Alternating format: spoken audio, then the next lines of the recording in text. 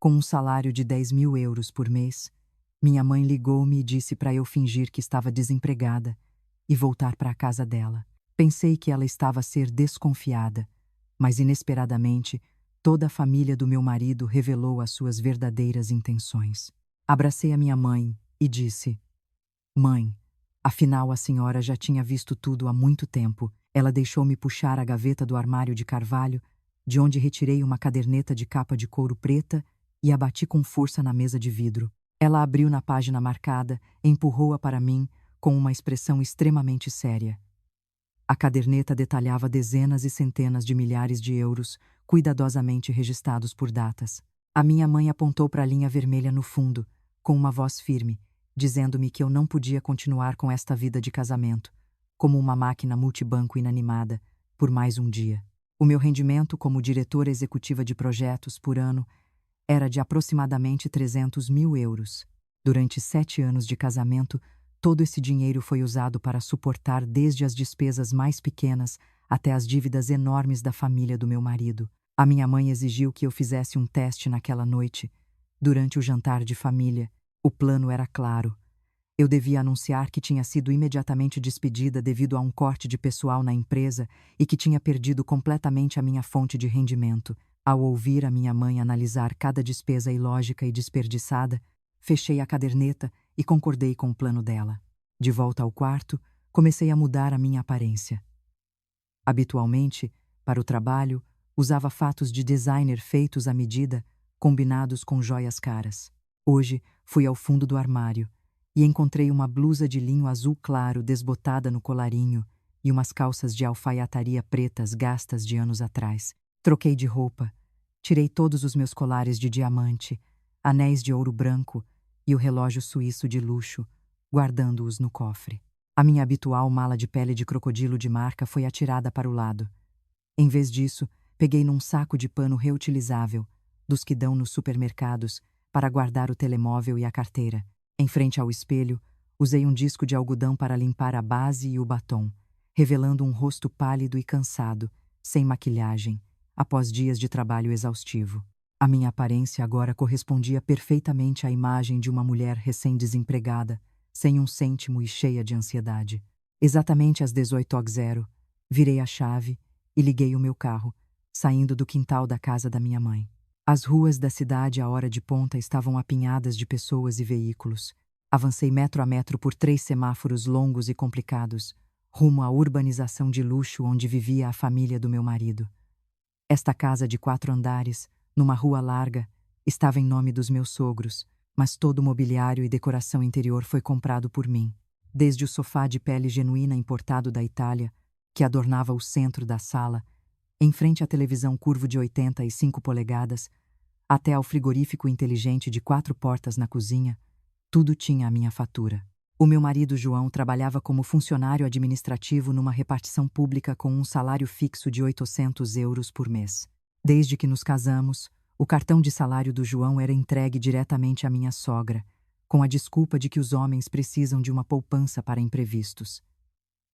Mensalmente, as contas de eletricidade, água, mercado, internet e até papel higiênico eram automaticamente debitadas da minha conta bancária. Ao empurrar a porta de vidro temperado e entrar em casa, o cheiro de um guisado rico espalhou-se pela cozinha aberta. A minha sogra estava a cortar cebolinho numa ilha de cozinha de quartzo. Vestia um elegante conjunto de seda com padrões em vermelho borgonha, com o cabelo encaracolado e brilhante. Assim que ouviu a porta abrir, largou a faca, calçou os chinelos e apressou-se até a sala para me cumprimentar. Ao ver-me com a blusa gasta e o saco de pano na mão, à porta, ela hesitou um pouco, mas depois perguntou com cordialidade se o trabalho estava a ser cansativo e estendeu as 2 mãos para pegar no saco de pano e pendurá-lo no cabide.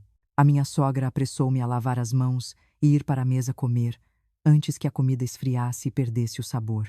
O meu sogro, senhor Fernando, estava sentado no sofá com as pernas cruzadas, a mudar os canais da televisão incessantemente. Ele também se virou, acenou com a cabeça e disse em voz alta para eu me despachar, para que toda a família pudesse ter um jantar completo e alegre. A atitude da família do meu marido, hoje, Era tão calorosa e atenciosa que me fez sentir náuseas. A mesa de jantar de madeira de pau rosa estava já posta. Sobre ela, uma profusão de pratos caros. Um capão assado inteiro, dourado e apetitoso. Uma panela fumegante de sopa de marisco. Um prato de bacalhau à brás e camarões grelhados com azeite e alho. Todos estes eram pratos caros e demorados de preparar, exigindo muitas compras. O meu cunhado, Tiago, com 25 anos, abriu a porta do quarto e saiu.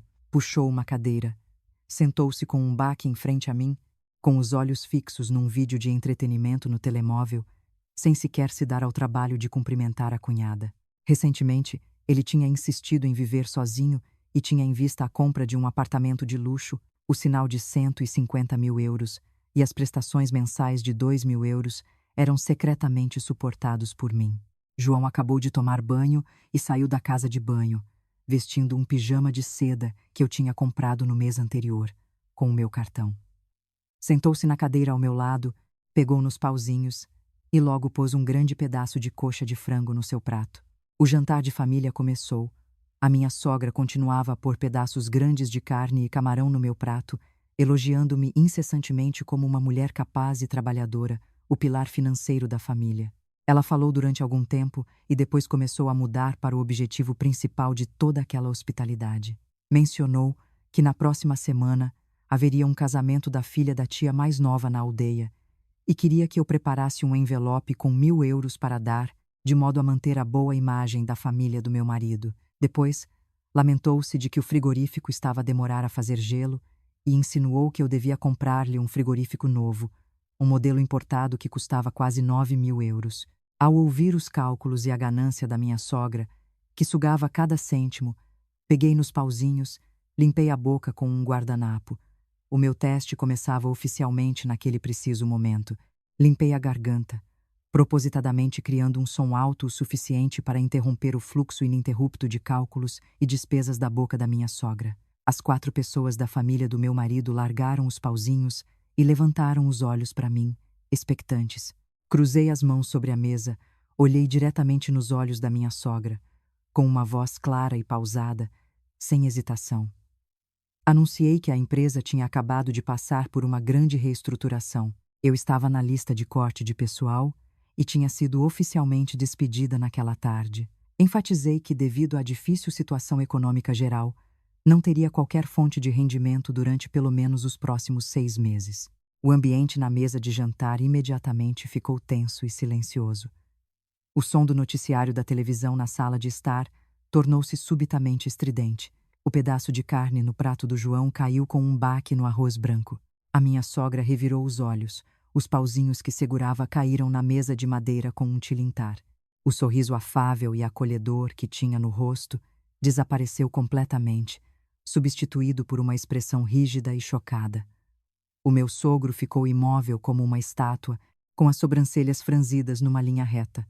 Tiago também tirou os olhos do telemóvel, levantou a cabeça e olhou-me com uma expressão de extrema perplexidade.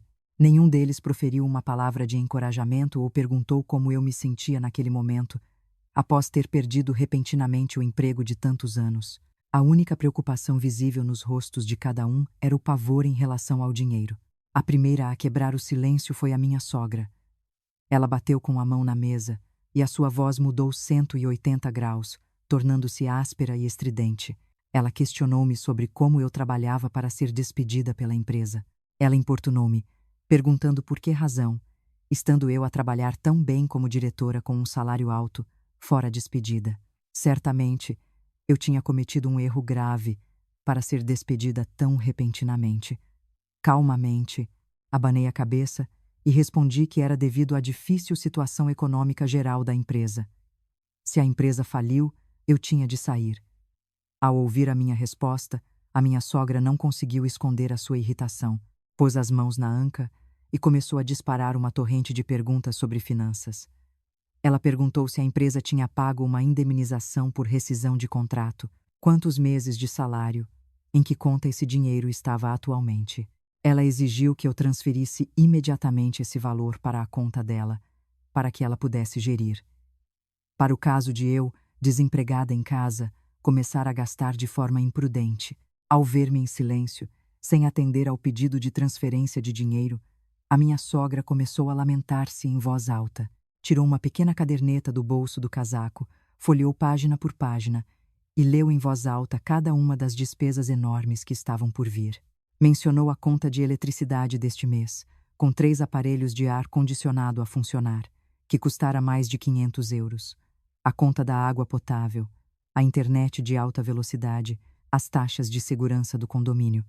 Depois, recordou o envelope de 1.000 euros para o casamento da próxima semana, os suplementos para as articulações do senhor Fernando, as compras diárias no mercado com frutos do mar e bife de novilho importado. Ela apontou para mim e perguntou: se estás desempregada e não tens um cêntimo de salário, com que vais manter o luxuoso nível de vida desta casa? Ela acusou-me de ser egoísta, pensando apenas em mim e não planeando a longo prazo para a família do meu marido. A refeição com os pratos caros na mesa tornou-se subitamente fria. A falsa cordialidade inicial tinha sido arrancada, expondo a natureza calculista e interesseira das pessoas à mesma mesa. Antes que eu pudesse reagir às palavras mordazes da minha sogra, Tiago bateu na coxa e levantou-se da cadeira. O seu rosto estava vermelho e enrugado de raiva. Tiago apontou o dedo diretamente para mim, questionando em voz alta. E a prestação do meu apartamento de luxo? Ele gritou, perguntando-me se, perdida de emprego, de onde viriam os 2.000 euros por mês para o banco. Tiago disse que o banco tinha enviado uma mensagem de aviso de dívida naquela manhã, e se eu não pagasse a tempo, ele seria multado com juros de mora e até ficaria com um registro de dívida. Ele repetiu várias vezes que a sua namorada estava prestes a ir viver com ele. Se perdesse este apartamento, perderia a face perante a namorada, e ela terminaria o relacionamento imediatamente. O meu cunhado, com 25 anos, saudável e empregado, não se importava que a cunhada tivesse perdido o emprego. A única coisa que o preocupava era não ter quem pagasse as dívidas resultantes da sua ostentação. Tiago virou-se para a sogra, pedindo ajuda, exigindo que ela me obrigasse a arranjar os 2.000 euros para ele amanhã mesmo. A minha sogra imediatamente apoiou o filho mais novo, deu palmadinhas nas costas do Tiago, acalmando-o, e depois virou-se para mim, lançando-me um olhar severo. Disse que pagar a casa do irmão era a responsabilidade de um irmão mais velho. Eu não podia usar a desculpa do desemprego para me recusar.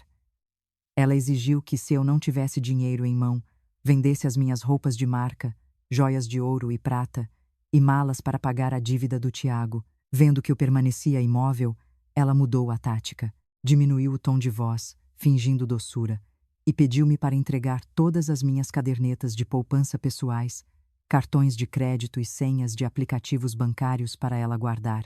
Ela alegou que naquele momento o meu estado mental era instável e que eu poderia ser alvo de engano. Ela, como pessoa mais velha, gerenciaria o dinheiro com mais segurança. Prometeu dar-me algumas moedas todos os dias para ir ao mercado comprar legumes e peixe. A ganância e o desejo de controlar as minhas finanças eram evidentes em cada palavra e ação, com pressa de me despojar dos últimos cêntimos. Sentado ao meu lado, desde o início até ao fim, João continuou a encher o prato. O meu sogro também tossiu algumas vezes e, com um aceno de mão, disse às mulheres para falarem menos e resolverem os problemas de dinheiro rapidamente, para que ele pudesse descansar. João, depois de mastigar um pedaço de carne, pousou os pauzinhos, pegou num guardanapo para limpar a boca e, com um tom autoritário, disse: o meu marido não me deu uma palavra de conforto. Ele pigarreou e aconselhou-me a ser sensata, compreensiva e a seguir os arranjos da mãe. João disse que nesta casa a mãe sempre foi a melhor no que toca a gerir as finanças. Agora que eu não trabalhava mais, era natural entregar os bens à mãe para ela gerir. Ele enfatizou que uma mulher desempregada que vive em casa à custa dos outros não tem o direito de falar ou objetar, devendo ser paciente para manter a paz doméstica. João virou-se e deu-me uma palmada no ombro, dizendo para eu lhe entregar todos os cartões do banco. No dia seguinte, ele pediria à mãe por algum dinheiro para eu, ocasionalmente, ir tomar café com as amigas. A crueldade e o egoísmo de toda a família do meu marido foram expostos de forma nua e crua. 4 pessoas uniram-se para oprimir uma mulher que eles pensavam estar numa situação desesperada e desempregada. Não me consideravam um membro da família, mas apenas uma fonte de financiamento que não podia esgotar-se. Quando eu trazia dinheiro para casa, eles elogiavam-me e tratavam-me com falsa bajulação. No momento em que anunciei que não tinha mais dinheiro, eles revelaram a sua verdadeira face, abutres prontos para me despojar de tudo, desde a poupança até aos últimos bens pessoais. Olhei para os 4 rostos que me encaravam com hostilidade, esperando que eu entregasse o dinheiro. Esbocei um sorriso amargo, levantei-me lentamente da cadeira cara. A minha sogra puxou a cadeira de madeira para mais perto, estendeu a sua mão com as unhas pintadas de vermelho diretamente para mim. Ela exigiu que eu entregasse imediatamente todas as chaves de casa, o cartão de acesso ao elevador e a senha do cofre. A sua lógica era cristalina. Ela disse que antes eu ganhava dinheiro e contribuía principalmente para as despesas da casa. Por isso ela me confiava a gestão das chaves e das finanças. Agora que eu me tinha tornado oficialmente uma desempregada, sem ganhar um cêntimo e vivendo à custa da família, eu não tinha mais o direito de possuir os bens da casa. Ela decidiu que a partir de amanhã, ela própria iria às compras e geriria as despesas, organizando tudo para superar o período de dificuldades econômicas. Não parando por aí, ela tirou um telemóvel do bolso do casaco e exigiu que eu abrisse o aplicativo do banco e transferisse todo o saldo restante da minha conta pessoal para a conta dela. Ela justificou, dizendo que era para me impedir de, triste e desempregada, começar a fazer compras online de forma extravagante, atirando dinheiro pela janela. Ela prometeu dar-me exatamente 5 euros por dia para gasolina e pequeno almoço. Todas as outras despesas teriam de ser suportadas por mim, ou teriam de ser justificados os motivos e pedir a sua aprovação. Mal terminou de exigir o dinheiro, ela não esperou pela minha reação e virou-se para Tiago, ordenando-lhe que se levantasse e trocasse de lugar. A mesa de jantar da família do meu marido era retangular e espaçosa, colocada junto à janela de vidro, com vista para a cidade. Nos últimos 7 anos eu sempre me sentara no centro, conveniente para servir comida a todos e para servir arroz e bebidas a cada refeição. Ela apontou para o canto da mesa, junto à parede, e disse-me para mover o meu prato e talheres para lá, cedendo o assento almofadado ao senhor Fernando para aliviar as suas costas. Ela disse-me abertamente que quem não tinha rendimentos devia sentar-se no canto mais afastado da mesa, comer com parcimônia e não servir-se dos melhores pedaços para não desperdiçar o dinheiro da família. O senhor Fernando saiu lentamente da sala e sentou-se pesadamente no meu lugar, acabando de se levantar, com os pauzinhos na mão, batendo na mesa, esperando que alguém lhe servisse o arroz. Tiago também rapidamente moveu a sua tigela de sopa de marisco para o outro lado, propositadamente fora do meu alcance, murmurando que eu estava a estragar o ambiente de uma boa refeição para toda a família. Ninguém escondeu o seu desprezo e desconsideração, convencidos de que eu estava sem nada, sem valor de uso. A imposição da minha sogra continuou a escalar quando ela apresentou uma série de novas regras para a desempregada que eu era. Ela virou a caderneta, usando uma caneta para escrever cada linha de forma decisiva. Ela decretou que, a partir deste mês, a eletricidade do ar-condicionado do quarto do meu marido e meu seria drasticamente cortada. À noite, eu não podia ligar o ar-condicionado. Apenas podia usar a ventoinha de teto velha. As minhas roupas não podiam ser lavadas na máquina de lavar roupa frontal e cara. Eu devia lavá-las à mão na varanda para poupar água e eletricidade. Os meus fatos de trabalho de marca e as blusas de seda foram listados por ela como roupas volumosas que gastam muito detergente. Ela declarou que eu não podia mais comer bifanas, francesinhas ou pastéis de nata nos restaurantes, como habitualmente. Em vez disso, ela prepararia restos de comida do dia anterior, como maçãs de queijo ou ovos mexidos, para eu aquecer em casa. Ela proibiu-me estritamente de pedir comida por delivery ou de receber encomendas de compras online. Ela instruiria os seguranças do condomínio a não permitir que os entregadores entregassem encomendas para mim. Observando a atitude arrogante e mandona da minha sogra, vi claramente a natureza descarada daqueles parasitas financeiros. Todos os bens desta casa, desde o ar-condicionado que ela queria proibir-me de usar até a máquina de lavar que ela não me deixava tocar, tudo fora comprado com o suor e o dinheiro que eu ganhara. Esta casa de 4 andares, numa rua larga, embora estivesse em nome dos meus sogros, O dinheiro para a remodelação imobiliário, que ascendia a milhões de euros, tinha saído da minha conta. Agora, apenas com o anúncio da minha perda de emprego, eles imediatamente me privaram dos meus direitos mais básicos, transformando-me numa empregada doméstica, inferior, no mesmo lugar onde eu tinha investido o meu dinheiro. Olhei para os pratos na mesa. O capão assado, dourado e os camarões grelhados, que tinham sido preparados para agradar a nora rica, tinham sido arrastados para perto do senhor Fernando e do Tiago. O meu prato de arroz branco estava solitário ao lado de um prato de couves cozidas e frias. A distinção de classes na mesa de jantar ocorreu rapidamente, de forma brutal, sem consideração ou respeito. Para consolidar ainda mais o seu poder, a minha sogra virou-se para Tiago e instruiu-o a vigiar de perto os meus movimentos. Ela disse que, se ele me visse a tentar vender bens da casa para gastar dinheiro, devia avisá-la imediatamente para ela tomar providências. Tiago acenou com a cabeça repetidamente, prometendo instalar um programa de seguimento de localização no meu telemóvel para controlar onde eu ia e o que fazia durante o período de desemprego. Ele até sugeriu que a sogra ficasse com o meu carro pessoal. O carro que eu tinha conduzido da casa da minha mãe mais cedo deveria ser usado por ele para ir trabalhar todos os dias. Ele argumentou que, como eu não estava a trabalhar, não precisava de carro. Deixá-lo na garagem só gastava dinheiro com o estacionamento e desgastava o motor. A minha sogra ouviu com agrado e imediatamente bateu na coxa, aprovando a ideia. Ela estendeu a mão, exigindo que eu lhe entregasse imediatamente as chaves do meu Honda CR-V novo, juntamente com todos os documentos do carro. Eles descaradamente confiscaram cada bem em meu nome, considerando um espólio que lhes pertencia por direito. Depois de esgotar a minha força de trabalho durante anos, João permaneceu indiferente, observando a divisão descarada de bens pela sua mãe e irmão. O meu marido mastigou o último pedaço de guisado, engoliu, pegou num copo de água, bebeu um gole e pegou num palito para os dentes, com uma postura calma e autoritária, como um juiz prestes a sentenciar um criminoso. João pigarreou e disse-me: "Não sejas teimosa ou resmungona com a mãe." Ele defendeu que a mãe agia assim apenas para o bem de toda a família, para preservar os bens e evitar perdas. Enquanto eu estaria ociosa e atender para o mal, o meu marido, em voz alta, aconselhou-me a ser sensata, compreensiva e a obedecer aos arranjos dos mais velhos. Ele disse que nesta casa, a mãe sempre foi a melhor a gerir tudo. Agora que eu não estava a trabalhar e não tinha a pressão do escritório, era natural eu assumir o papel de apoio, cuidando da casa e servindo a família.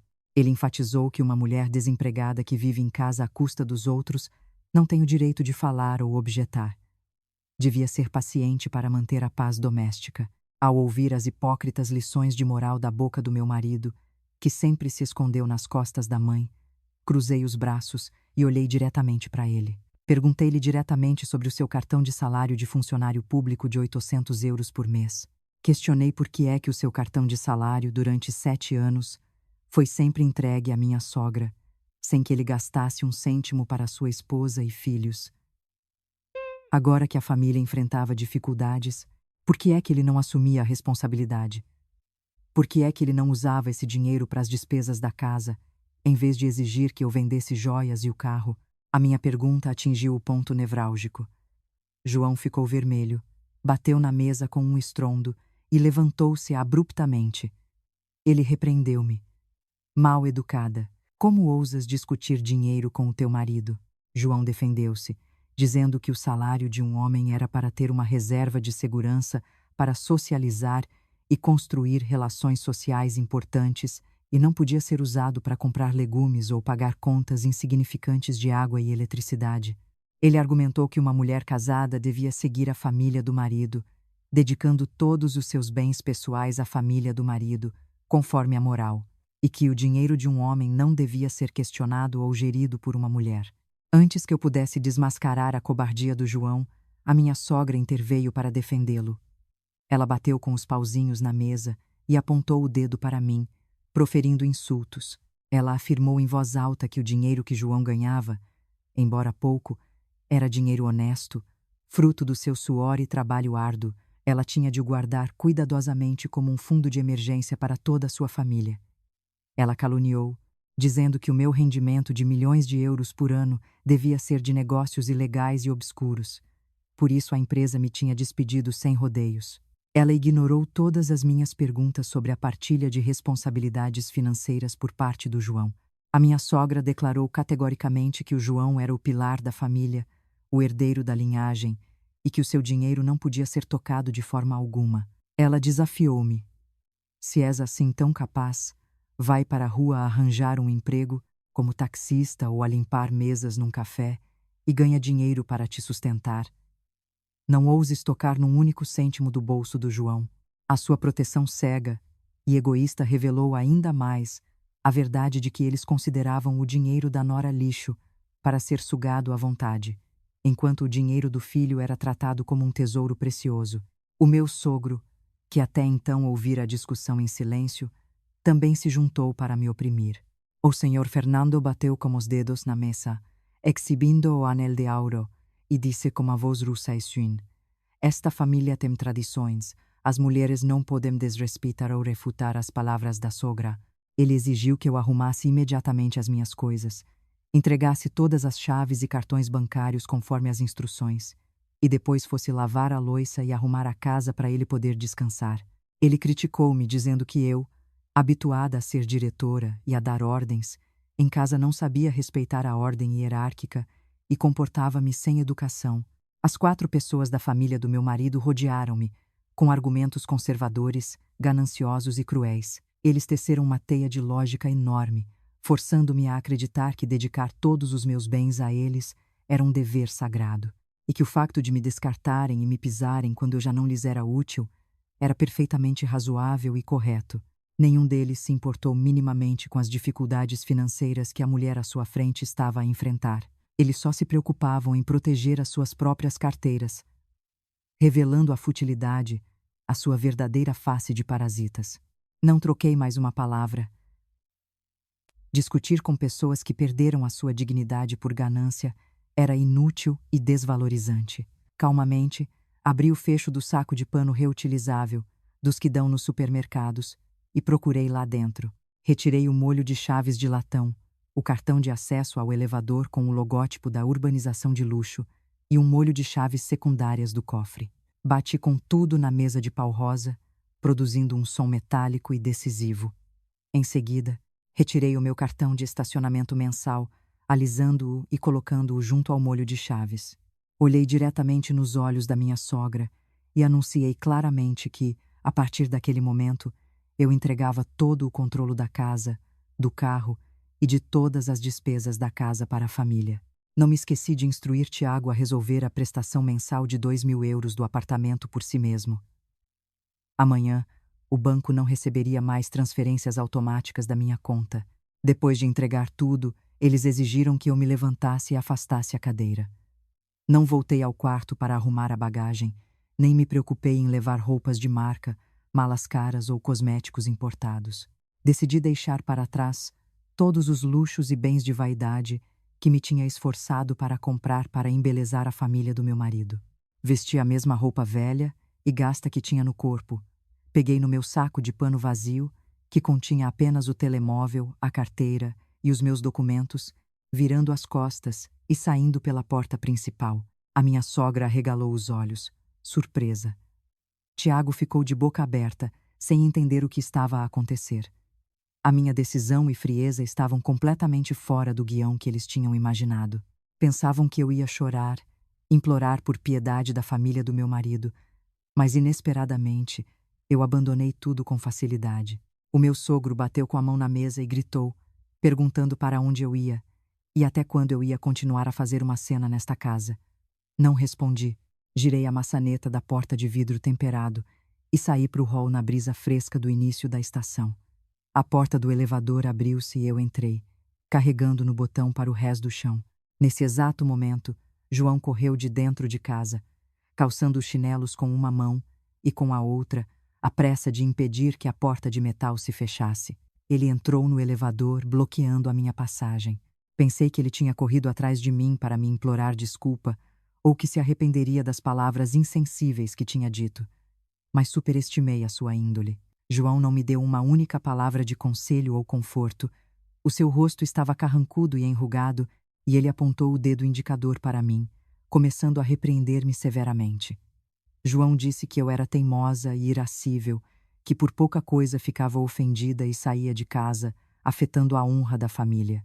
Ele criticou-me, dizendo que eu era mal educada, desobedecia à sogra e causava discórdia em casa durante um jantar de fim de semana. João exigiu que eu voltasse imediatamente e me ajoelhasse para pedir desculpa à mãe e ao pai, e que entregasse os cartões de banco que ainda estava a esconder, e então ele teria misericórdia e me permitiria continuar a ser a nora desta casa. A atitude machista e arrogante do João verdadeiramente me repugnou. Não me dei ao trabalho de olhar para ele, e com a mão afastei o braço dele que bloqueava a porta do elevador. Com o pé, carreguei no botão para fechar a porta, e com uma voz fria e clara respondi. Disse-lhe para manter essa posição de nora desprezada e servir a sua própria mãe. A partir de agora, eu retiro-me, cedendo todo o palco à sua família para eles atuarem entre si. A porta do elevador fechou-se, cortando a expressão chocada e irada do João. O elevador desceu lentamente até ao rés do chão. Saí para o átrio da urbanização, recebendo a fria brisa do início da estação. Sem hesitar, levantei a mão e chamei um táxi que estava parado na berma. Abri a porta e sentei-me no banco de trás. Dei o endereço da casa da minha mãe ao motorista, recostando-me no banco de couro. O carro seguiu, deixando para trás a urbanização movimentada, deixando para trás aquelas pessoas falsas e gananciosas. A minha partida não foi uma fuga por desemprego, mas uma libertação decisiva de um ninho de abutres que me tinha sugado o sangue durante 7 anos. Naquela noite, tornei-me oficialmente a filha amada da minha mãe novamente. O táxi parou em frente ao portão de ferro verde musgo familiar. Depois de pagar a corrida, empurrei o portão e entrei no pequeno pátio cheio de buganvílias. A minha mãe, Dona Sofia, estava sentada numa cadeira de vime no alpendre, abanando-se com um leque. Ao ver-me chegar, apenas com o saco de pano na mão, com uma aparência exausta, ela não demonstrou surpresa. Levantou-se e apressou-me a entrar, lavar as mãos e os pés e depois ir para a mesa para o jantar leve. Na cozinha, uma sopa instantânea a fumegar já estava posta na mesa de vidro. Por cima, uma camada de cebolinho fresco e um ovo estrelado com a gema mole. O sabor simples e barato desta refeição era, no entanto, o mais familiar e reconfortante que eu recebi depois da noite tempestuosa que passei na casa do meu marido. Puxei uma cadeira e sentei-me. Peguei nos pauzinhos e levei uma garfada de sopa à boca. A minha mãe puxou a cadeira oposta e sentou-se, observando-me comer. Não se apressou a perguntar sobre o resultado do teste.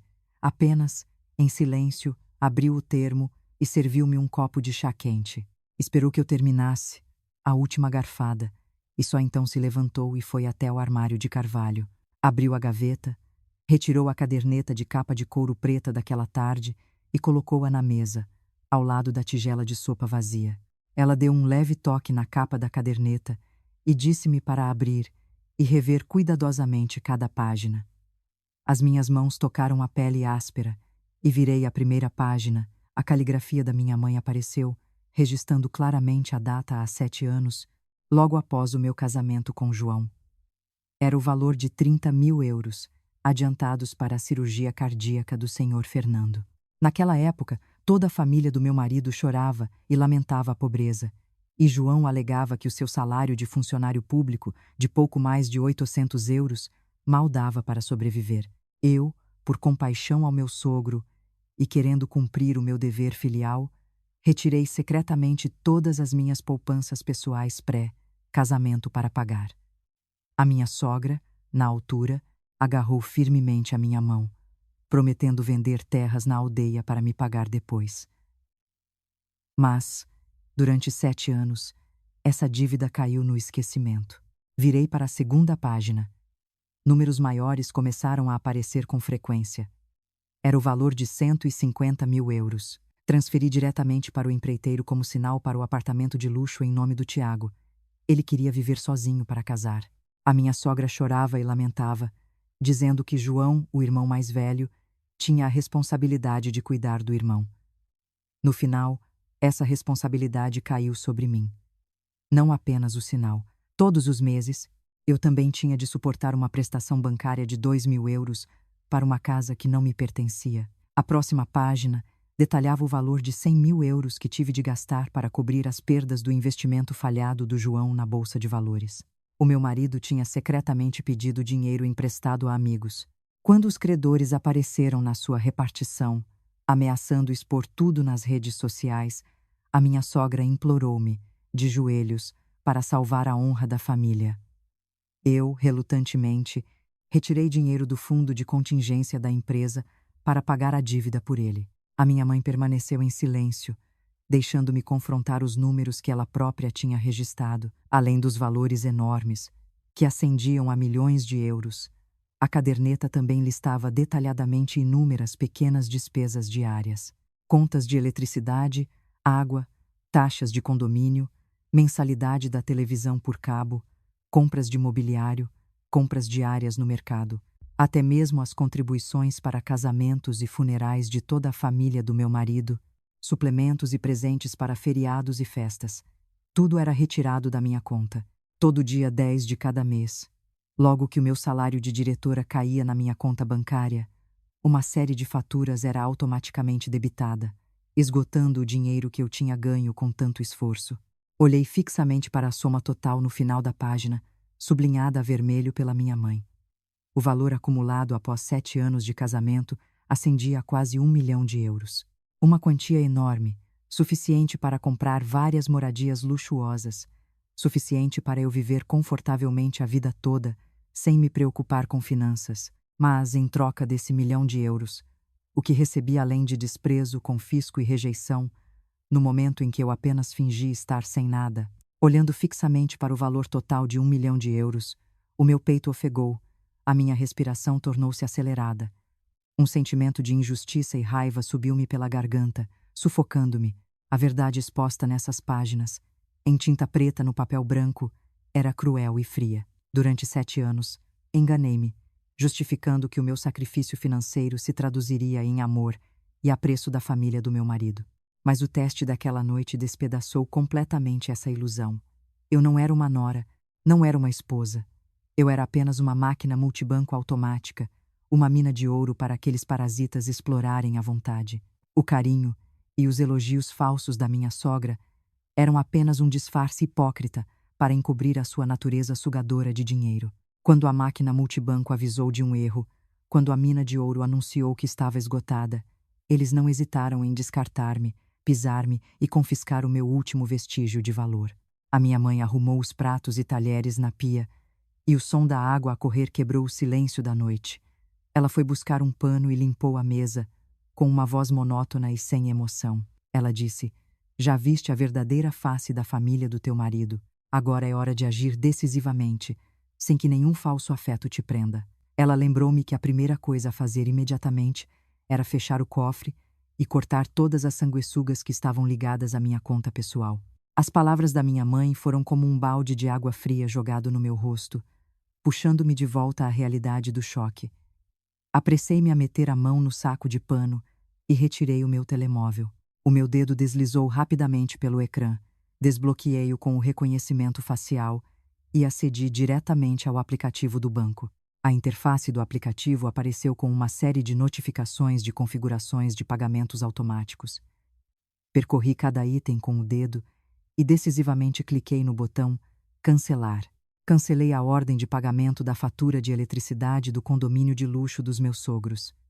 Cancelei a ordem de pagamento da água potável e da internet de alta velocidade. Cancelei a ordem de pagamento das taxas de gestão de serviços e da taxa mensal de estacionamento. Desci até a secção de gestão de empréstimos e cliquei no botão para parar a autorização de débito direto da prestação mensal de 2.000 euros do apartamento em nome do Tiago. Cada botão cancelar que eu pressionava, sentia um peso invisível a ser tirado dos meus ombros. As correntes financeiras que me prenderam durante 7 anos estavam a ser quebradas. Não parei por aí. Continuei para a secção de gestão de cartões de crédito. Selecionei bloquear temporariamente os 2 cartões de crédito adicionais que eu tinha aberto para o João e a minha sogra usarem. A partir daquele momento, Eles não poderiam mais usar os meus cartões para comprar roupas de marca ou reservar mesas em restaurantes caros, usando o meu dinheiro.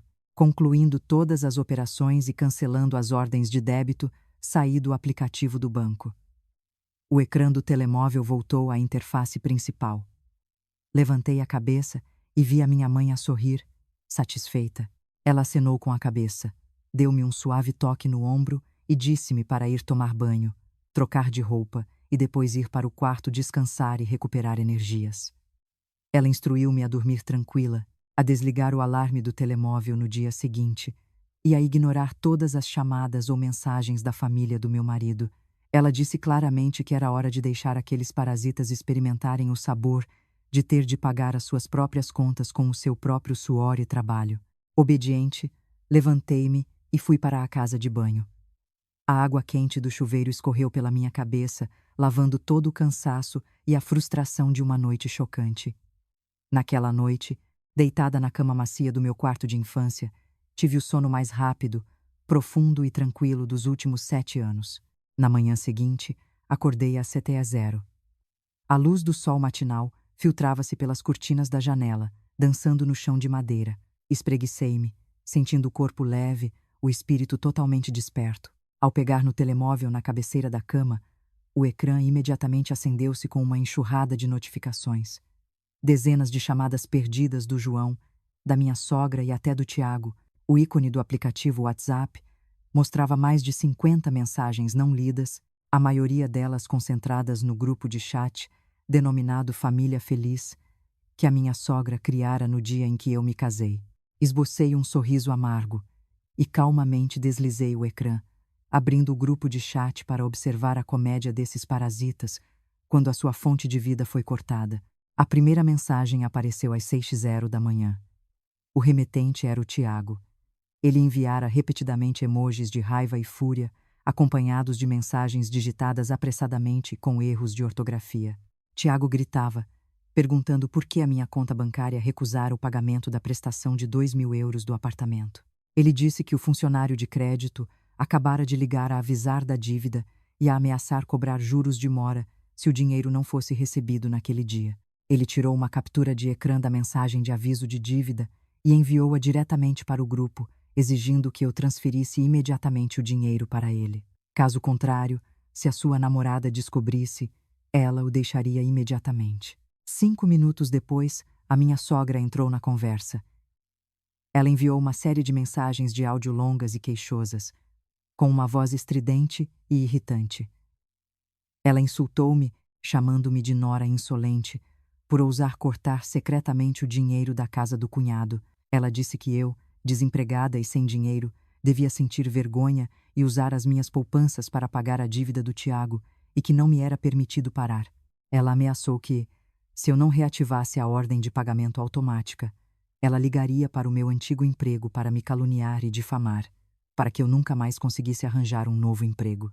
Entre os insultos da mãe e do irmão, o João também se manifestou, juntando-se para me oprimir. O meu marido não se dignou a ligar-me em privado. Preferiu enviar mensagens publicamente no grupo para demonstrar a sua autoridade. Ele repreendeu-me, dizendo que eu era infantil e agia de forma impulsiva, usando o dinheiro para ameaçar a família por pouca coisa. João deu-me sermões, dizendo que, como cunhada, eu devia ser compassiva. Se o irmão estava em dificuldades, eu devia ajudá-lo e não ser mesquinha. Ele exigiu que, dentro de 1 hora, eu transferisse 2.000 euros para a conta do Tiago e mais 500 euros para a conta da sogra, para ela ir fazer as compras do fim de semana. João terminou a série de mensagens com um ultimato, declarando que, se eu não cumprisse as suas exigências, ele pediria o divórcio imediatamente, expulsando-me de casa sem um cêntimo, acusado de desrespeito e de não cuidar da família do meu marido. Eu li calmamente todas as mensagens. Ouvi atentamente todas as gravações de áudio com os insultos da minha sogra. A hipocrisia e a ganância deles estavam expostas sem rodeios. Não senti raiva. Pelo contrário, achei hilária a ilusão de poder deles. Eles ainda acreditavam que eu era uma desempregada fraca, dependente do mísero título de nora para sobreviver. Não sabiam que, a partir do momento em que saí daquela casa na noite passada, Eu tinha me libertado completamente de todas as responsabilidades ilusórias que me tinham imposto. Deixei o telemóvel na cama, sem responder uma palavra, sem explicar, sem discutir. Ignorei o ecrã do telemóvel, que continuava a piscar e a vibrar freneticamente com as chamadas incessantes da família do meu marido. Saí do quarto e fui para a cozinha tomar o pequeno almoço com a minha mãe. O pequeno almoço de hoje, a minha mãe tinha preparado um delicioso prato de arroz de pato, aromático, com o sabor do pato tenro. Comi uma tigela cheia, sentindo o sabor delicioso da liberdade, ignorando a tempestade que rugia sem esperança no telemóvel no quarto. A manhã passou-se em paz na casa da minha mãe, mas o meu telemóvel não teve um minuto de descanso. Depois das mensagens de ameaça no grupo de chat da família, o João continuava a ligar-me diretamente sem parar. Olhei para o ecrã, que mostrava o nome do meu marido a piscar incessantemente, e calmamente carreguei no botão para ativar o modo silencioso. Sem receber resposta minha, João mudou a estratégia para o e-mail através do sistema de e-mail do trabalho. Abri o meu computador portátil na secretária da minha mãe. Cliquei na caixa de correio do trabalho e vi um longo e-mail do endereço pessoal do João. O meu marido abandonou completamente a atitude arrogante que tinha antes, mudando para um tom de queixa combinado com súplicas. João escreveu que o facto de eu ter cortado a contribuição financeira tinha levado a família a uma situação desesperadora. O meu irmão, Tiago, estava a fazer um escândalo porque tinha medo de perder a face com a namorada, e a minha sogra tinha tido um pico de tensão e estava de cama. João repetiu o antigo argumento, afirmando que ele, como funcionário público, com um salário de 800 euros por mês, tinha entregue todo o dinheiro à mãe para as despesas comuns, não tendo um cêntimo no bolso. Por isso, eu não devia ficar zangada e abandonar o marido e os filhos. Ao ler a parte em que João usava o seu salário como desculpa para se esquivar às responsabilidades financeiras, esbocei um sorriso frio perante a sua descarada hipocrisia. Não parando nas lamentações sobre dinheiro, no final do e-mail, João começou a mudar para o seu conhecido trabalho profissional. Ele anexou um relatório de um projeto de investimento público que a sua repartição estava a implementar, acompanhado do habitual pedido de ajuda, como já tinha feito dezenas de vezes antes. João escreveu que, naquela semana, a repartição teria uma grande auditoria e o seu chefe direto exigia que o relatório financeiro e o plano de desembolso fossem concluídos urgentemente. Mas os números estavam gravemente desalinhados e ele não conseguia de forma alguma encontrar o erro. João apressou-me a aproveitar o tempo livre na casa da minha mãe, abrir o anexo, corrigir todas as tabelas de cálculo, reequilibrar os números para que batessem e enviá-lo de volta antes da tarde para que ele pudesse apresentar-lo à liderança da repartição e obter mérito. Este hábito de depender de mim durava há 7 anos. João sempre usava o título de marido para me comandar, obrigando-me a fazer todos os relatórios difíceis, e depois colhia os louros. Olhei fixamente para o relatório que aparecia no ecrã do computador, com os dedos no teclado, mas sem digitar uma única letra. No passado, bastava João pedir, por mais tarde ou ocupada que eu estivesse, que eu estava disposta a passar a noite em claro, a verificar cada número, a corrigir cada palavra para que ficasse perfeito, a fim de o ajudar a progredir suavemente na sua carreira administrativa. O que me valeu essa dedicação senão desprezo e ingratidão? Eles assumiram que eu assumira a responsabilidade por toda a família, tanto economicamente quanto intelectualmente, era um dever natural, uma obrigação de uma esposa para apoiar o marido e os filhos. Cliquei com o rato no canto superior direito do ecrã, cliquei diretamente no botão para recusar abrir o arquivo e, em seguida, escrevi um breve e-mail para o João. Escrevi que eu estava desempregada, com a mente esgotada, e não tinha capacidade para fazer relatórios de âmbito nacional para um funcionário público zeloso que ganhava 800 euros por mês. Cliquei no botão enviar, rompendo completamente com o trabalho não remunerado para o meu marido parasita. Naquela tarde, enquanto eu e a minha mãe estávamos a tomar chá na varanda, o telemóvel na mesa da sala tocou novamente. Desta vez não era o João nem o Tiago, mas o número da minha sogra. Deixei tocar até ao 3º toque antes de calmamente pegar e atender, ligando o alta-voz para que as duas pudéssemos ouvir claramente. A voz da minha sogra do outro lado da linha já não era estridente e irritada como de manhã, mas tentava baixar o tom, tornando-se suave e doce para me atrair. Ela anunciou que, no fim de semana, a família organizaria a festa de 60° aniversário do Senhor Fernando num luxuoso restaurante no centro da cidade. O custo do banquete de luxo, que ascendia a 8.000 euros, já tinha sido pago no mês anterior com o meu cartão bancário. A minha sogra ordenou que eu, nesse dia, me vestisse apropriadamente e estivesse presente no restaurante às 18h para receber os parentes e convidados de ambos os lados da família para celebrar. Ao ouvir sobre a festa de 8.000 euros, lembrei-me do tempo em que me esforcei para escolher cada prato, paguei o sinal para reservar o local, a fim de cumprir o meu dever filial para com o meu sogro, enquanto a família do meu marido apenas esperava por esta ocasião para ostentar. A minha sogra continuou a fazer exigências ridículas quando me ligou. Ela disse que, como eu tinha a reputação de ter perdido o emprego, estar desempregada e viver à custa da família, no dia seguinte, na festa, eu devia usar uma roupa muito simples, sem maquilhagem exagerada ou joias caras, para não envergonhar a família do meu marido perante os convidados. Ela também me instruiu cuidadosamente que, no momento dos discursos, eu devia ficar em frente a todos os parentes e publicamente admitir o meu erro por ter negligenciado o trabalho e, ao mesmo tempo, expressar a minha profunda gratidão à família do meu marido pela sua generosidade e tolerância em acolher uma nora desempregada como eu. Ela imaginava um cenário perfeito, onde eu baixaria a cabeça, obediente, para servir de pano de fundo à falsa generosidade da sua família. Não demonstrei raiva perante as exigências irracionais e descaradas da minha sogra ao telefone. Respondi calmamente, fingindo concordar em participar na festa na hora marcada, para ver que tipo de espetáculo eles fariam perante os parentes. Ao ouvir-me concordar docilmente, a minha sogra do outro lado da linha ficou visivelmente satisfeita, apressou-se a dar mais algumas instruções e desligou. Com medo de gastar crédito de telefone, pousei o telemóvel na mesa e olhei para minha mãe, que estava sentada a bebericar o chá verde. Ela tinha ouvido toda a conversa, e os cantos dos seus lábios revelaram um sorriso significativo. A minha mãe disse que eu devia ir à festa como convidada, mas que este jogo já não era controlado pela família do meu marido. Eu é que iria virar a mesa.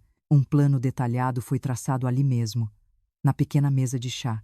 A minha mãe preparou prontamente todos os dados bancários e provas autênticas num pequeno USB para eu levar comigo, preparando a dramática revelação da sua verdadeira face que ocorreria na noite seguinte no restaurante luxuoso. Exatamente às 18h do dia seguinte, eu e a minha mãe entramos no salão principal do maior restaurante para eventos no centro da cidade. Lá dentro, o espaço era deslumbrante com luzes de candelabros de cristal, e uma música instrumental vibrante ecoava por todo o salão. A festa de 60° aniversário do Senhor Fernando foi grandiosa, com a presença de dezenas de convidados, incluindo parentes de ambos os lados, parceiros de negócios e amigos de longa data dos meus sogros. Eu vestia um vestido de noite escuro e simples, conforme a estranha exigência da minha sogra. Ao meu lado estava Dona Sofia, com uma postura digna e elegante. Assim que entramos na área das mesas, a minha sogra, de longe, apressou-se a vir ao nosso encontro. O sorriso afável e falso desapareceu rapidamente do seu rosto ao ver a presença da minha mãe ao lado da filha. Ela ia começar a repreender-me por ter trazido a minha família para poluir o ambiente familiar. Mas ela conseguiu controlar-se diante dos convidados que estavam sentados ao redor. Para não nos deixar sentar nos lugares de honra perto da mesa principal, a minha sogra propositadamente arranjou lugares para mim e para a minha mãe num canto obscuro e modesto, perto da zona de serviço e dos lavabos. Essa mesa estava vazia, com apenas alguns convidados ocasionais sentados de forma transitória para preencher o espaço. A minha sogra disse-nos com desdém para nos sentarmos ali temporariamente, alegando que uma desempregada não tinha o direito de se sentar à mesma mesa que os mais velhos e os parceiros de negócios importantes.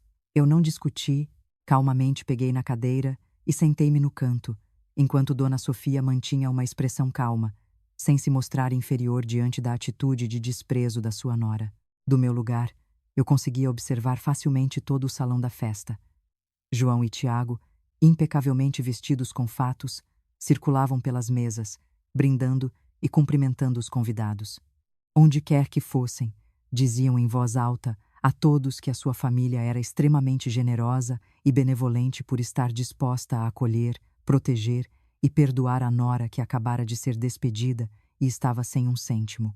A hipocrisia e a desfachatez do trio pai, filho e nora eram habilmente disfarçadas sob o manto da tradição familiar.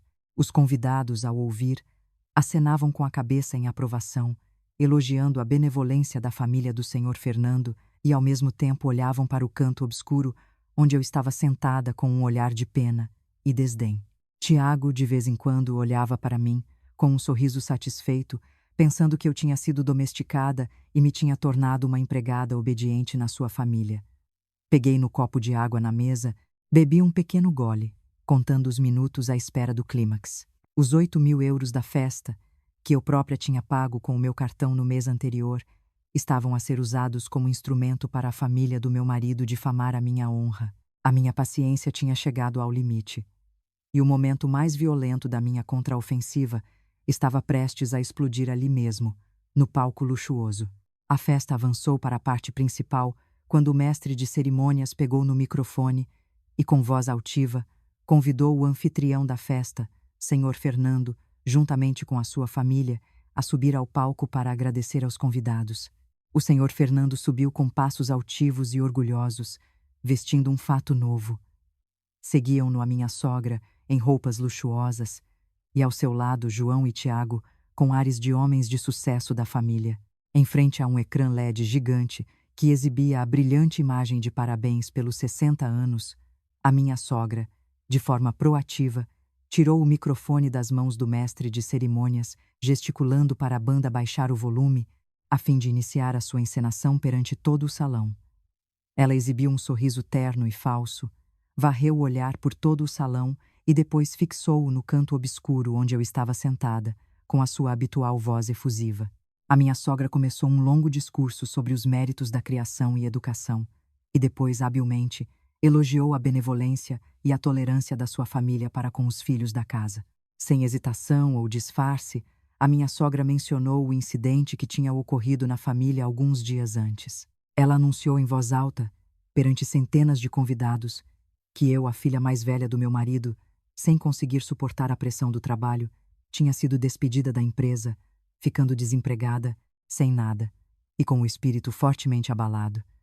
Ela implicitamente me criticou por ter sido ambiciosa no passado, preocupada em ganhar dinheiro e esquecendo-me dos deveres de esposa e nora numa família tradicional. Com palavras suaves e cheias de moral, ela declarou que a família do marido, com a sua tradição de humanidade e justiça, decidira não abandonar a nora, estando disposta a estender a mão para a acolher, perdoá-la e dar-lhe um lugar para comer e viver durante o tempo de dificuldade. Cada palavra proferida pelo altifalante ecoava por todo o salão, transformando-me numa parasita inútil a receber a salvação da família do meu marido. Os convidados começaram a sussurrar e a apontar para a minha mesa com olhares de escrutínio. O auge da desfaçatez ocorreu quando a minha sogra me chamou pelo nome e, em voz alta, ordenou-me que subisse ao palco para segurar o microfone e expressar a minha gratidão pela bondade da família do meu marido perante todos os parentes.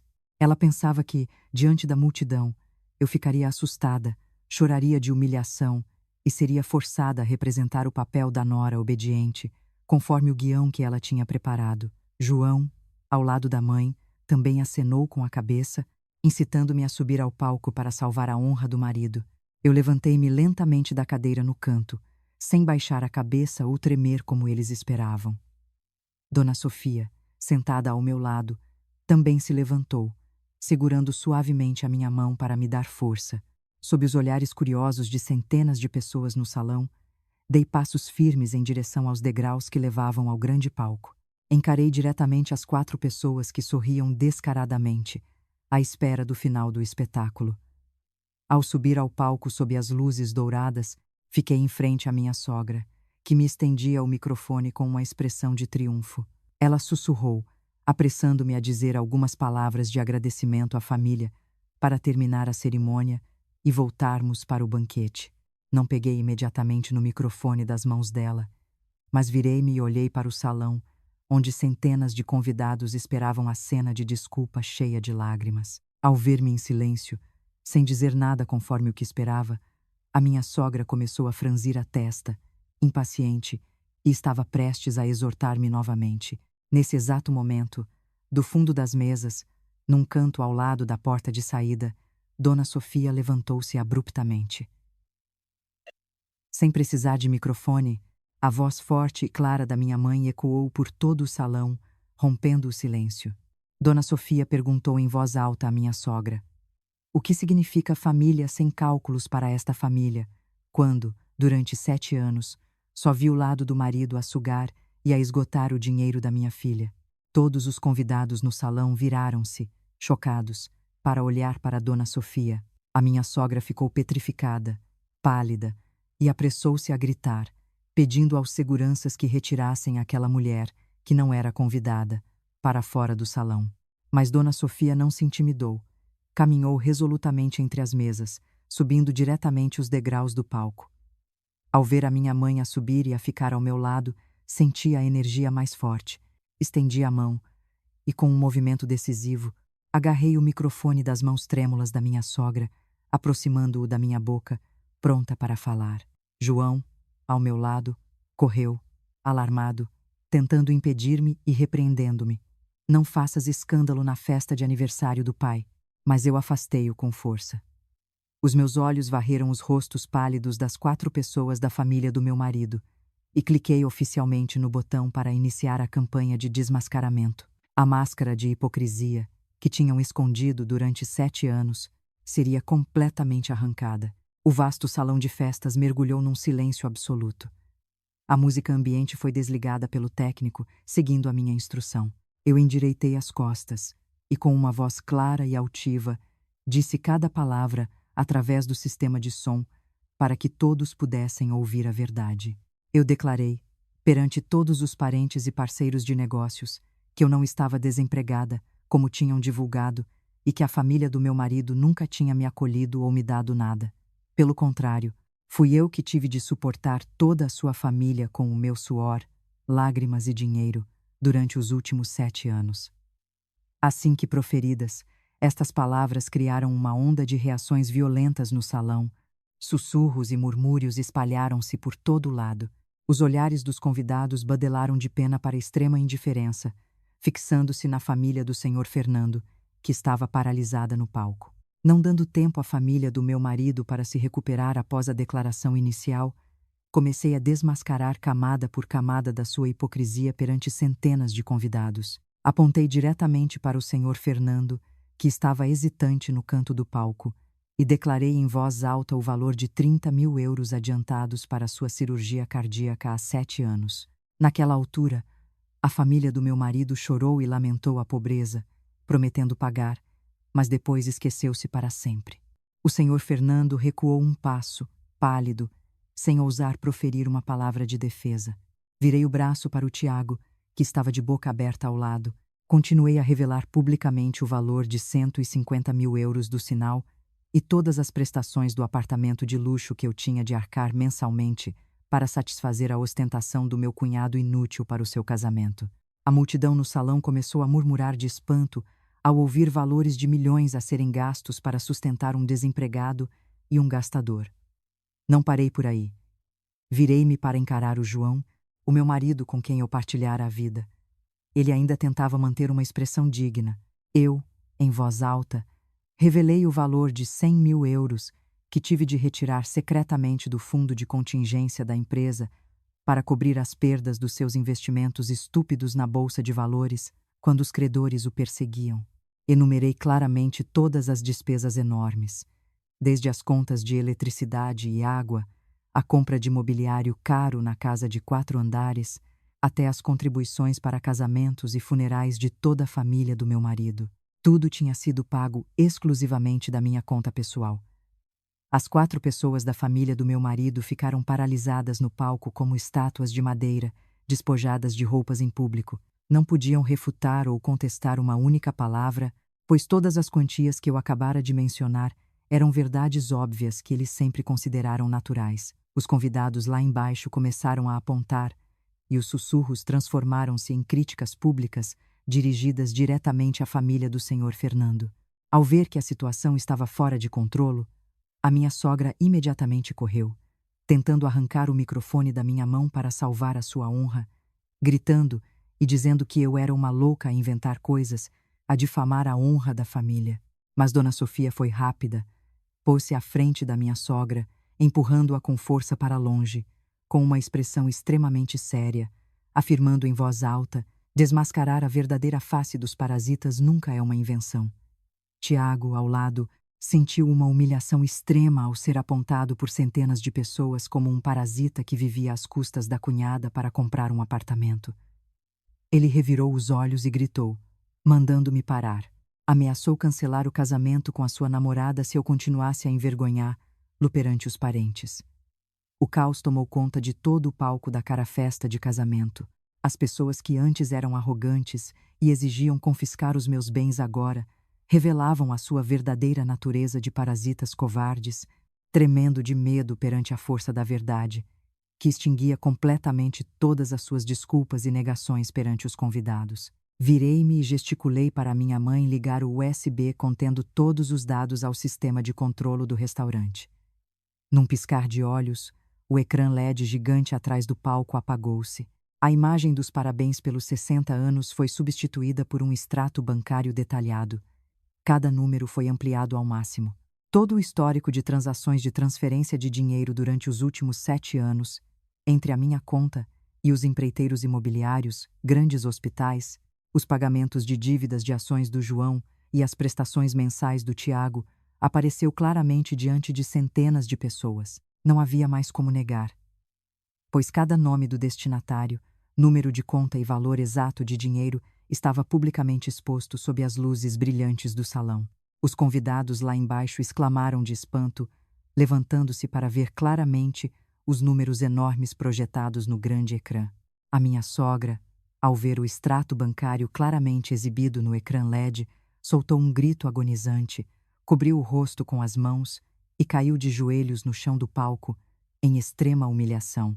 O senhor Fernando, ao lado, baixou a cabeça, sem ousar olhar para nenhum dos convidados que estavam a gravar tudo com os seus telemóveis. Tiago ficou paralisado, pálido, ao ver o seu nome escrito em destaque, a receber milhões para comprar um apartamento, ali, escancarado para todos. Nesse exato momento, de uma mesa no salão, a namorada do Tiago levantou-se abruptamente, vermelha de raiva e humilhação. Ela tirou a sua mala de marca na mesa, declarando alto e bom som o cancelamento imediato do casamento com um mentiroso parasita e uma família fraudulenta, e depois virou-se e saiu do salão do restaurante para espanto de todos. Tiago correu, desesperado, atrás da namorada, mas o seu pai gritou, mandando-o ficar parado em público. O extrato bancário detalhado no ecrã LED foi o golpe fatal que pôs fim a toda a conspiração de exploração da família do meu marido. Ninguém da família ousou murmurar uma palavra ou tentar refutar, pois as provas financeiras inegáveis surgiam diante dos olhos de todos. Os convidados, que antes tinham ouvido a família do meu marido gabar-se de acolher a nora desempregada, agora compreendiam a verdadeira natureza do caso. Olhavam para a família do senhor Fernando com desprezo. Sussurros e murmúrios continuaram incessantemente. A minha sogra ainda estava no chão do palco, sem ousar levantar-se. João estava encolhido num canto, tremendo da cabeça aos pés de medo, diante da perspectiva de que a sua honra e carreira seriam completamente arruinadas na festa de aniversário que eu própria tinha pago. Sem se limitar ao enorme extrato financeiro que brilhava no ecrã LED, eu continuei a desferir mais um golpe devastador na honra do meu marido, que estava encolhido no canto do palco. João, vendo que a situação era terrível, reagiu em voz alta, tentando salvar um pouco da sua pouca dignidade, repreendendo-me que as contribuições de um casal para a família eram assuntos internos e não deviam ser expostas publicamente perante parentes e parceiros de negócios.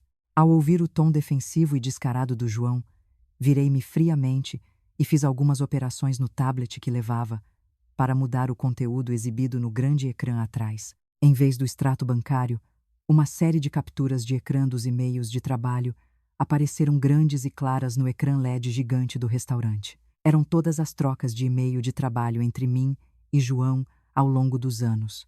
O conteúdo dos e-mails mostrava claramente todos os pedidos e súplicas do João quando ele me obrigava a fazer em seu lugar todos os relatórios financeiros de projetos, a elaborar contratos econômicos complexos e a resolver problemas técnicos que ele era completamente incapaz de resolver. Juntamente com isso, estavam os documentos originais que eu própria tinha editado e corrigido cada palavra e número para enviar de volta ao João, a fim de ele os apresentar à liderança da repartição para obter o título de funcionário exemplar e oportunidades de promoção. Todo o salão ficou subitamente chocado quando a verdade sobre a real capacidade do zeloso funcionário público foi exposta de forma nua e crua. Dezenas de colegas e parceiros de negócios do João, sentados nas mesas dos convidados, olhavam uns para os outros, sem esconder o seu desapontamento ao perceberem que o homem que vinha sendo elogiado como enérgico e talentoso era afinal um incompetente que roubava o intelecto e o trabalho da sua própria esposa para benefício pessoal. João, ao ver os e-mails do trabalho expostos publicamente diante dos seus chefes e colegas, ficou em pânico. Correu, tentando arrancar o tablet das minhas mãos, gaguejando e implorando para eu parar. Eu recuei friamente um passo, afastando-me das mãos sujas do traidor, e depois li em voz alta alguns trechos do conteúdo dos e-mails que mostravam a sua atitude arrogante e mandona para com a esposa. A dignidade do marido machista e pilar da família desmoronou-se completamente, sem deixar vestígios. Os parceiros de negócios levantaram-se, abanaram a cabeça e declararam, sem rodeios, o fim das suas relações de negócios com alguém que não tinha um pingo de dignidade, tanto no trabalho quanto na vida familiar. João caiu de joelhos no palco, ao lado da sua mãe, imerso numa humilhação profunda. A última máscara de hipocrisia tinha sido completamente arrancada diante dos olhares de desprezo de toda a gente. Após desmascarar toda a família do meu marido perante centenas de pessoas, eu, erguendo-me direita, proferi as palavras finais para encerrar esta farsa. Olhei diretamente para os rostos pálidos e cabisbaixos do João e do senhor Fernando e anunciei uma verdade chocante. Eu não estava de forma alguma desempregada, como eles tinham espalhado e apressadamente divulgado. Toda a história de perder o emprego naquela tarde tinha sido apenas um simples teste, armado por mim e pela minha mãe, para verificar o caráter e a sinceridade da família do meu marido após 7 anos de dedicação. Ao ouvir isso, o salão ficou em absoluto choque e o senhor Fernando arregalou os olhos, cuspiu um bocado de saliva e cambaleou, caindo contra a parede do palco, de tanta humilhação e raiva pela farsa que a sua própria família tinha causado. O senhor Fernando cerrou os dentes e apontou para o rosto do João e da minha sogra, declarando em voz alta que, a partir de agora, a família se viraria sozinha e ninguém ousaria pedir ou sequer pensar num cêntimo da nora novamente. O seu último resquício de dignidade desmoronou-se completamente sob os seus pés. Não queria perder mais um segundo naquele lugar abafado e imundo. Meti a mão na mala, tirei o molho de chaves de latão, o cartão de acesso ao elevador e todos os documentos de propriedade que eu antes guardava. Aproximei-me do senhor Fernando. Atirei o molho de chaves com força no chão de mármore polido, produzindo um tilintar metálico decisivo. Depois virei-me e, de braço dado com a minha mãe, Dona Sofia, saí orgulhosamente do palco, caminhando a passos largos em direção à porta principal. Sob os olhares de admiração e espanto de centenas de convidados que se afastavam para ambos os lados do caminho, a grande porta do restaurante abriu-se, acolhendo a brisa fresca do exterior, dissipando completamente o ambiente abafado e falso lá dentro. Saí para o átrio principal, inspirei profundamente o ar da liberdade, sentindo claramente que o fardo de 1 milhão de euros tinha sido completamente retirado dos meus ombros magros após 7 anos. A minha mãe, Dona Sofia, sorriu satisfeita, dando-me suaves toques na mão, cheia de orgulho. O teste do desemprego terminara com um resultado perfeito, além das expectativas, desmascarando completamente a natureza gananciosa e covarde daqueles que antes me consideravam uma máquina multibanco inanimada. Entrei no meu carro pessoal, que esperava à porta, e ao volante, saí do restaurante luxuoso, iniciando oficialmente um novo capítulo, completamente sob o meu próprio controle. Os dias seguintes na casa de 4 andares da família do meu marido rapidamente caíram na miséria e num caos extremo. Sem a enorme fonte financeira e a minha gestão, a casa teve imediatamente vários serviços essenciais cortados, porque ninguém pagava as contas de eletricidade, água e as taxas de condomínio. A minha sogra, acostumada a gastar de forma extravagante, teve agora de enfrentar as contas vermelhas fixadas na porta. Reclamava e ralhava constantemente com o senhor Fernando e Tiago porque não conseguiam ganhar um cêntimo para as despesas mínimas da casa. Tiago, após o vergonhoso cancelamento do casamento, escondeu-se no seu quarto, sem sequer ousar sair. E o apartamento de luxo teve o sinal retomado pelo banco devido ao atraso nas prestações, que ninguém pagou. Entretanto, João, ao voltar do trabalho, defrontou-se com o desprezo dos colegas após o escândalo de plágio de relatórios exposto publicamente. O seu miserável salário de 800 euros mal dava para comprar legumes para o dia, mergulhando-o num pânico e arrependimento extremos. Ao perceber que tinha destruído a única boia de salvação da sua vida, João começou a tentar de todas as maneiras implorar o meu perdão. Naquela tarde, enquanto eu e a minha mãe estávamos sentadas na sala da casa dela, a campainha tocou. Fui abrir a porta e encontrei João, com uma aparência exausta no corredor, com um aspecto lamentável. Roupa amarrotada, barba por fazer. Nas suas mãos, levava um saco de papel cheio do nosso doce favorito da nossa época de namoro. João, ao ver-me, ajoelhou-se imediatamente na soleira da porta, com as mãos erguidas, oferecendo o saco do doce e, gaguejando, pediu perdão. Ele chorou lamentosamente, admitindo todos os seus erros estúpidos e os da sua família, enquanto prometia que, a partir de agora, recuperaria imediatamente o seu cartão de ordenado de funcionário público mensal e o entregaria inteiramente a mim, nunca mais ouvindo a mãe ou o irmão. Olhei para o homem que antes era arrogante, machista e cruel, agora ajoelhado aos meus pés, implorando de forma patética, e senti um vazio completo no meu coração, sem uma única onda de piedade, ressentimento ou ódio. O amor conjugal de 7 anos tinha sido completamente corroído pela ingratidão, egoísmo e covardia daquele homem. O saco de doces nas suas mãos não podia comprar de volta a dignidade e o respeito que eu tinha trocado por toda a minha juventude e dinheiro. Não peguei no saco de doces, nem me inclinei para olhar para o meu ex-marido a chorar e a implorar. Calmamente, recuei um passo, fechando parcialmente a porta principal para separar completamente o espaço interior do homem que estava a enfrentar as suas consequências no corredor. O arrependimento tardio do João era agora apenas uma farsa patética de alguém que tinha perdido tudo e não tinha poder para abalar a decisão de partir de uma mulher que tinha completamente despertado.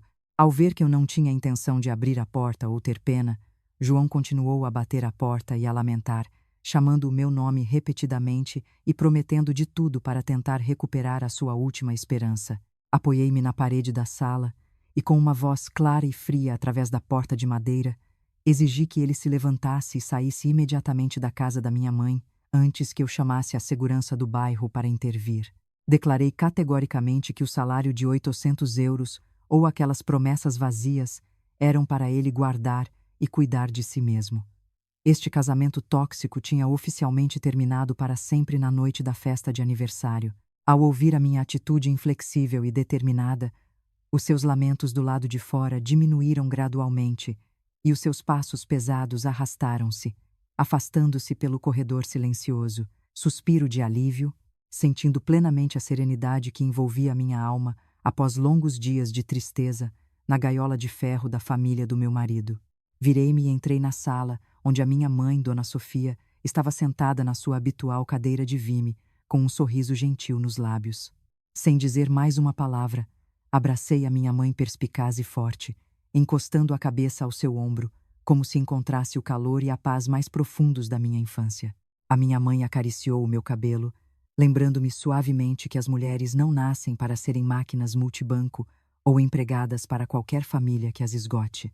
Após um casamento desfeito e um teste de desemprego tempestuoso, eu tinha verdadeiramente despertado, aprendendo a valorizar-me e a libertar-me de fardos que não me pertenciam. A partir de agora, viveria apenas para mim, para a minha mãe que me amava incondicionalmente e para um futuro amplo e aberto, onde já não haveria vestígios de parasitas financeiros e de falsa hipocrisia. Através desta história, percebemos uma verdade muito importante para refletir. Algumas pessoas amam-te, não por quem tu és, mas pelo que podes trazer para elas. Assim que essa fonte de benefício desaparece, a verdadeira face delas é imediatamente revelada. O teste do desemprego na história não é apenas uma mentira, mas um espelho que reflete as almas das pessoas, ajudando a personagem principal a ver claramente quem realmente a considera família e quem a vê apenas como uma máquina de fazer dinheiro. O mais valioso na história não é a contraofensiva contra a família do marido, mas o despertar de uma mulher após anos de sacrifício cego. Amar a família é algo precioso, mas o amor só é verdadeiramente significativo quando construído sobre respeito, partilha e gratidão. Um relacionamento onde apenas uma pessoa dá continuamente, enquanto as outras apenas recebem, mais cedo ou mais tarde, irá desmoronar-se. Além disso, a imagem da mãe biológica comoveu muitas pessoas. Ela não incentivou a filha a vingar-se, nem a nutrir ressentimento, mas apenas a ajudou a encarar a verdade para tomar a decisão correta. Às vezes, quem vê as coisas com mais clareza não é quem está no meio da situação, mas sim os pais, aqueles que sempre observam em silêncio e apenas desejam que os seus filhos sejam felizes e valorizados pelo seu verdadeiro mérito. O dinheiro pode tornar a vida mais confortável, mas não pode comprar amor sincero ou gratidão. Se uma família está ligada apenas por interesses materiais, quando esses interesses desaparecem, os sentimentos também se desvanecerão. Pelo contrário, uma verdadeira família estará sempre junta, tanto nos sucessos quanto nas dificuldades, porque eles amam a pessoa que tu és, e não o dinheiro na tua conta bancária. Se a história de hoje te trouxe uma lição significativa, tira alguns minutos para refletir sobre as relações à tua volta. Valoriza aqueles que estão ao teu lado quando não tens mais nada, porque são essas as pessoas que merecem acompanhar-te por toda a vida. Obrigado pela sua atenção. Desejo a você e à sua família saúde, paz e que saibam sempre amar e respeitar-vos mutuamente com todo o coração.